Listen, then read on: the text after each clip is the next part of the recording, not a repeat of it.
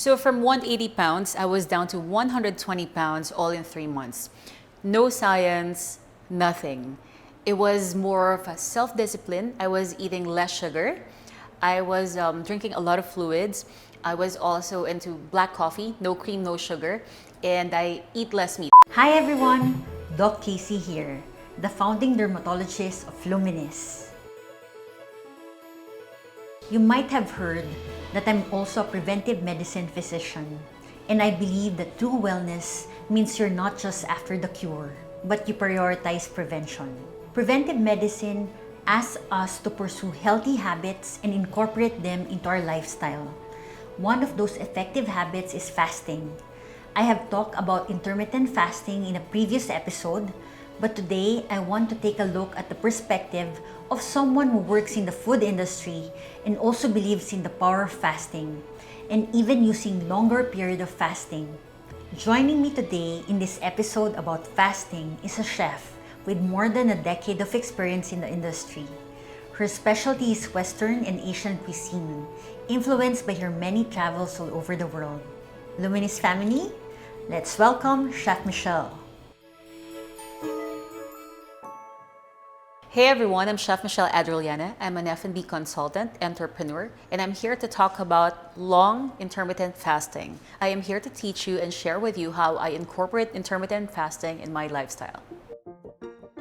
I know it's contradicting that as a chef, I'm contradicting intermittent fasting with my busy lifestyle. What you have to do is baby steps. I started with a 16-hour fast in the beginning, and then I have an 8-hour window, 16 hours and then 8-hour window, and I choose what I eat. I don't deprive myself.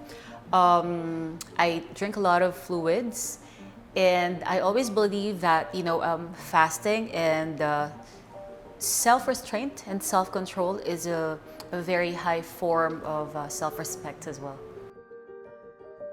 So I started intermittent fasting in the latter part of 2018. In 3 months, I lost 60 pounds. From 180, I was down to 120 pounds, and it was unbelievable, I know, for a lot of you. But with self-discipline and everything else, I was able to reach my target weight. What I did was, drink a lot of water. I drink black coffee, minus the sugar and minus the cream. So basically what I do is, it's not very strict, I'm not very hard on myself. Because the nice thing about intermittent fasting is that you can actually time it and, program it according to your own lifestyle. If I'm on a 16-hour fast, so I'm just gonna time it and then give myself a window of around 8-hour eating time. But normally I would just eat for 4 hours, so that makes it 20-hour fasting, right? So I keep on pushing myself from 16 to 20 hours up to the point where I reached 24 hours. It was quite easy for me because normally when I work in the kitchen and when I'm very busy, I don't really like to eat because I believe as a chef, you need to have that pride and self-preservation. Like when you're cooking and when you're preparing food, you're not supposed to be eating. If you could actually discipline yourself and resist the temptation to eat within that window of time, like for 24 to 48 hours, that means you can actually stay away from all kinds of temptation. It's a matter of discipline and your will to really be healthy more than anything. Be healthy and be strong. The main purpose of intermittent fasting is not just for aesthetic purposes, for physical purposes. It's more on the, wanting to see my great-grandchildren being healthier and having us being stronger as well. What I do is I just drink a lot of water and then drink green tea as well because it also curbs your cravings. Contrary to what people think and say, that you're gonna feel dizzy, you're gonna feel weak and all during fasting, it doesn't apply to me because your body is actually using up all that stored energy. So it keeps you energized throughout the day.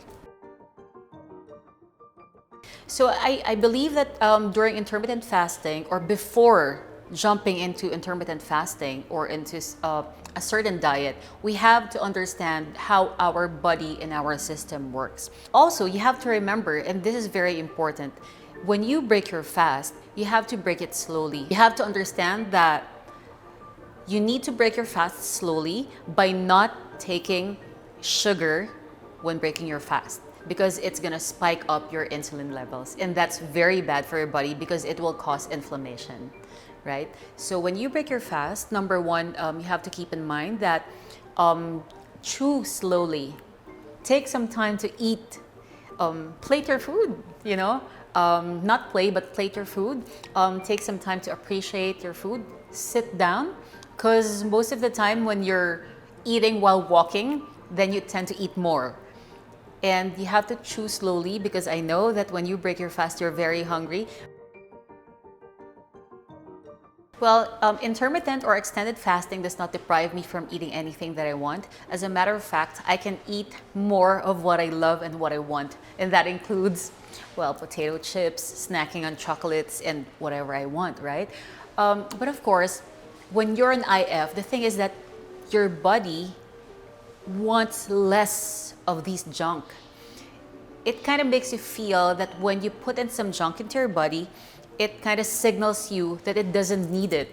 So that's a nice thing about intermittent fasting. My advice is that for those who wants to try or to go on intermittent fasting, and more so extended intermittent fasting, number one is to know your body, know how your system works. And of course, next, consult with your doctor, most especially if you have heart ailments or any medical condition. Prepare yourselves mentally and emotionally, because that is very important to condition your mind, your brain, before doing this kind of diet. And of course, self-discipline. Don't forget that self-restraint and self-discipline is the highest form of self-respect.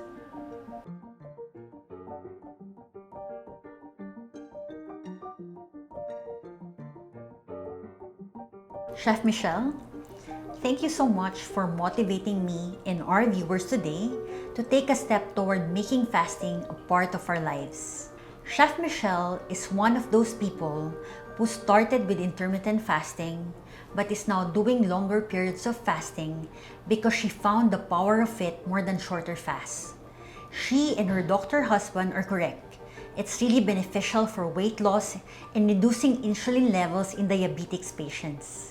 Other benefits of longer fasts: 1. Appetite correction, loss of surplus fat, decreased inflammation, showed with decreased symptoms like bloating and decreased level of CRP in our laboratory tests, decreased blood sugars in diabetic, decreased blood pressure in hypertensives, it improves mental clarity, it lowers blood cholesterol, it prevents neurodegenerative diseases like Alzheimer's. It also delays aging process. However, longer fasting should be done when you have the time to control your activity and work demands, but at the same time, when you can stay busy so that you forget your fasting. It also has higher risk of complications such as fatigue, weight loss, and nutrient depletion. That is why this should be supervised by a doctor. So how do we do longer fasting? There is this wire diet, which is a 20-hour fast in which meals are all eaten in the evening during a 4-hour window period each day. This was inspired by the ancient warrior practices of Spartans and Romans and involves high-intensity training and good choices of unprocessed foods. Another one is a 24-hour fast, which involves fasting from dinner to dinner or breakfast to breakfast. It's like skipping breakfast and lunch and eating only a single meal once a day. You may drink coffee or bone broth in the morning and make sure to eat nutrient-dense food to have adequate proteins, vitamins, and minerals. This is recommended to be done 2 days every week or every 2 weeks. The 5-2 diet by Dr. Michael Mosley of the book The Fast Diet consists of 5 normal eating days and 2 days of fasting, where one may eat up to 500 calories for women, 600 calories for men per day. The 2 fast days can be done on consecutive days or spaced apart, while the 500 calories can be consumed in a single or spread into several meals. The 500 calories are kept low to trigger the benefits of hormonal balance during fasting and to increase compliance. Alternate day fasting is fasting every other day. Just like the 5-2 diet, you can eat 500 to 600 calories on each fasting day. This is a more intense regimen compared to a 5-2 diet and should be followed until you reach your ideal weight. The 36-hour fast, on the other hand, you will fast for the entire day or fasting every other day. Only fasting fluids like coffee, tea, and bone broth are allowed on fasting days. Some people prefer this because it's very simple. You don't have to eat the entire day, but just drink the recommended fasting fluids. On eating days, it's recommended to eat whole and unprocessed foods and food high in natural fats, and to stay away from processed carbohydrates. You may also consume breakfast, lunch, and dinner during non-fasting days. The 42-hour fast, you will need to fast for the entire day and skip breakfast every day, even on non-fasting days. For example, you would eat dinner at 7 p.m. on day 1, you skip all meals on day 2, and eat your regular breakfast meals on the afternoon on day 3. On fasting days, one can only take fasting fluids. 7 to 14 day fasting is fasting for 7 to 14 days in a row without any meals, and you're only allowed fasting fluids during the fasting period. This is often done by athletes at least once a year for detoxification.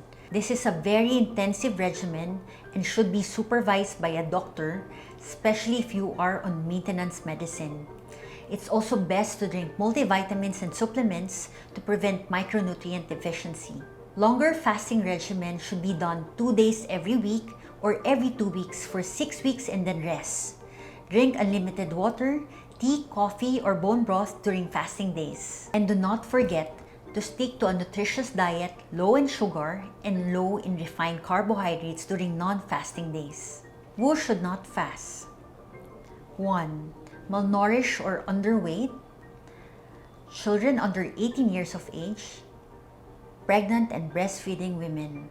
Be cautious of fasting if you have gout, diabetes, gastroesophageal reflux disease, ulcer, or if you are on maintenance medication. As a preventive medicine doctor, I believe in the impact food has on the quality of our lives. It can heal us or harm us. And what fasting does is help both our body and mind have a better relationship with food so that we can maximize the benefits it gives. I'm Dr. Kaycee Reyes, and if you're enjoying the Luminisce channel, don't forget to like this video and subscribe.